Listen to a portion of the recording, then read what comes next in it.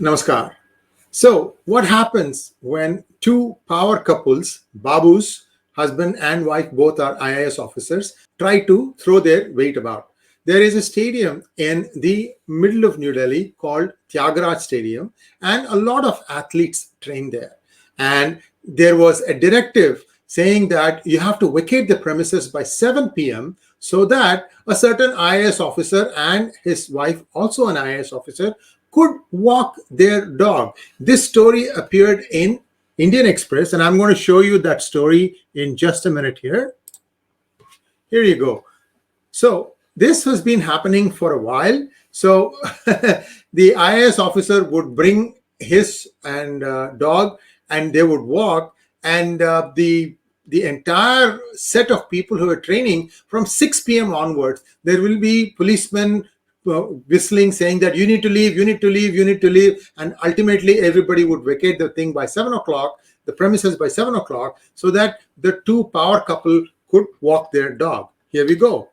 You can see them walking, and there's the dog, and it is still light. Because in Delhi, I think the sun sets around 8 o'clock or so. It could be 7 o'clock. It doesn't matter. But you get the idea. So when this story appeared in the Indian Express, and we thank Indian Express for giving us an opportunity to show the clipping of that story. And when it appeared in the Indian Express, the Ministry of Home Affairs decided to act. Both of these people who are working in Delhi have now been transferred.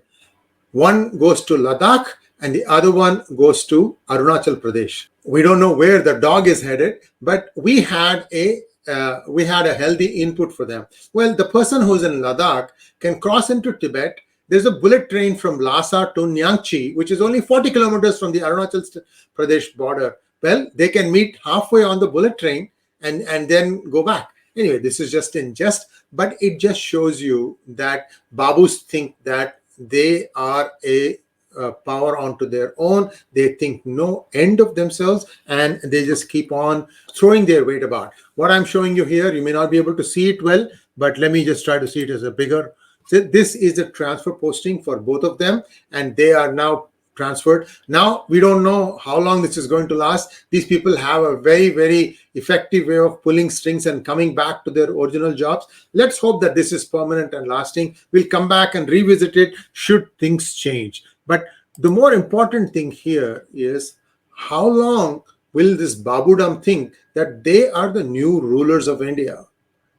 This is absolutely abominable, the way they have done this. And I have a couple of other cases wherein the zealous or overzealous attitude of some of the IPS officers has resulted in frivolous FIR being filed against some honest journalism. And then upon seeing the furor, the FIR has been withdrawn. And I'm also hearing that some of the IPS officers who instigated that posting, again in overzealousness, trying to impress a certain member of a certain first family of Tamil Nadu, has now been put on leave or something to that effect. He is, but that doesn't stop there. What about his boss? What was he doing? Did he not read this thing? So why do you just stop at one person? Why can't they just take cognizance of the fact that something like this could not have been done by a lower level IPS officer? It should have gone to the next higher level also to have been vetted, question that person, and also take action against that person. This doesn't seem to happen in India, and somehow they'll just hurriedly cover it up and act as if nothing has happened. And I'm hoping that in this particular case, somebody does try and take some effective action, write to the chief minister and tell them that that this is what is happening, and that every citizen has a right to tell the truth, especially a journalist. That is their job, and by doing this, they are placing their lives at risk. I don't know if they'll do it or not. There are a couple of people that I can think of. The managing editor of Vigadan, his wife was also sent the FIR, and then Maridas, and then there's another person called 𝗣𝗂𝘂𝘀𝘀.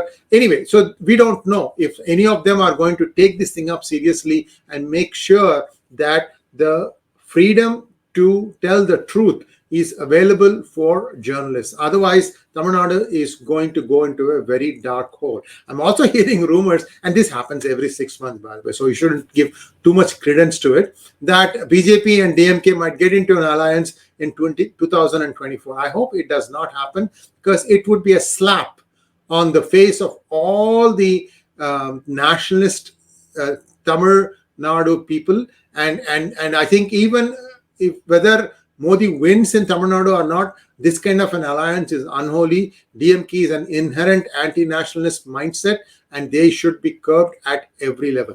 This is just my 2 cents. Of course, I don't have any weightage in matters as they come to forming alliances. So we'll see how it goes. Thanks for watching. Please do like, share, and subscribe to our channel, and do not forget to click on the bell button. Namaskar.